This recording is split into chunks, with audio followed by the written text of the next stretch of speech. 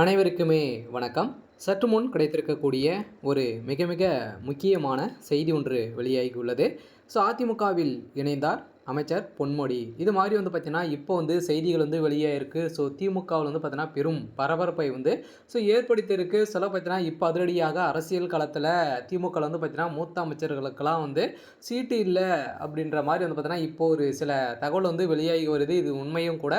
இப்போ பார்த்தீங்கன்னா, அதிரடியாக அமைச்சர் பொன்முடி அவர்களுக்கு அதிமுகல முக்கிய பொறுப்பு கொடுக்க போறதாக எடப்பாடி பழனிசாமி அவர்கள் பார்த்தீங்கன்னா, ஒரு பேச்சுவார்த்தை நடந்துட்டு வருவதாக ஒரு தகவல் வெளியாகியிருக்கு. இந்த தகவலின் அடிப்படையில் தான் இப்போ அதிரடியாக அரசியல் களத்தில ஒரு மிகப்பெரிய பரபரப்பை ஏற்படுத்தியிருக்கு. திமுகவில் இருக்கக்கூடிய ஒரு 12 அமைச்சர்களுக்கு மேல பார்த்தீங்கன்னா, டெபாசிட்டை இழக்க போறாங்க. சொல்ல பார்த்தீங்கன்னா, யார் யார் இழக்க போறாங்க அப்படின்ட்டு அடுத்தடுத்த வீடியோல பார்க்கலாம்.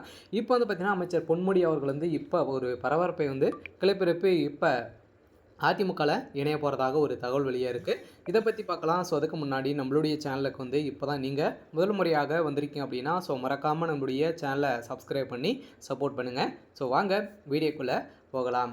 பார்த்தீங்கன்னா, இப்போ தமிழக சட்டப்பேரவை தேர்தலில் பார்த்தீங்கன்னா, ஏப்ரல் 23ஆம் தேதி தேர்தல் நடைபெறும் அப்படின்ற தேர்தல் ஆணையம் பார்த்தீங்கன்னா வெளியிட்டாங்க.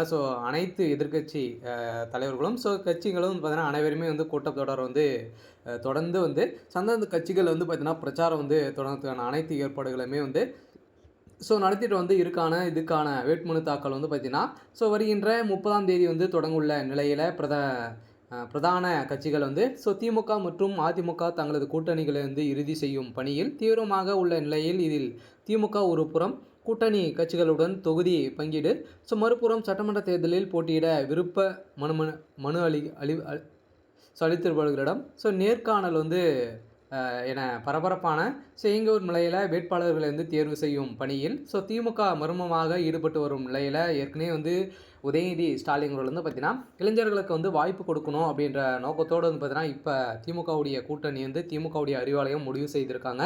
இந்த முடிவின் அடிப்படையில் தான் இப்போ திமுகவில் இருக்கக்கூடிய மூத்த அமைச்சர்களுக்கு அனைவருக்குமே பார்த்தீங்கன்னா அனைத்து பொறுப்புகளையுமே இழந்து அவர்கள் வருகின்ற சட்டமன்ற தேர்தலில் போட்டியிட மாட்டாங்க. இதில் முக்கிய அமைச்சராக பொன்முடி அவருடைய பேர் இடம்பெற்றிருக்கு. இப்போ பார்த்தீங்கன்னா இவருடைய பேர் இடம்பெற்றிருக்கக்கூடிய சூழ்நிலையில் திமுகவில் பார்த்தீங்கன்னா அயராமல் உழைச்சி திமுகவுக்காக வாழ்ந்த ஒருவராக அமைச்சர் பொன்முடி அவர்கள் இருக்காரு. இருந்தாலுமே இந்த சர்ச்சைக்குரிய கருத்துக்களை கூறிய அமைச்சர் பதவியில் இருந்து பொன்முடி நீக்கப்பட்ட நிலையில் தான் தற்போது அவர் எம்எல்ஏவாக இருந்து வருகின்ற நிலையில் திருக்கோயிலூர் தொகுதி போட்டியிட பொன்முடியின் மகனும் முன்னாள் எம்பியுமான கௌதம் சிகாமணி விரும்ப மனு அளித்திருக்கிறதாக ஒரு தகவல் வெளியே இருக்குது. இருந்தாலுமே அமைச்சர் பொன்முடி அவர்களுக்கு அதிமுகவில் வாய்ப்பு கொடுக்க போகிறதாக ஒரு தகவலும் ஒரு பேச்சுவார்த்தைகள் நடந்துட்டு இருக்குது அப்படின்ட்டு ஒரு ரகசிய தகவல் கிடைத்திருக்கு.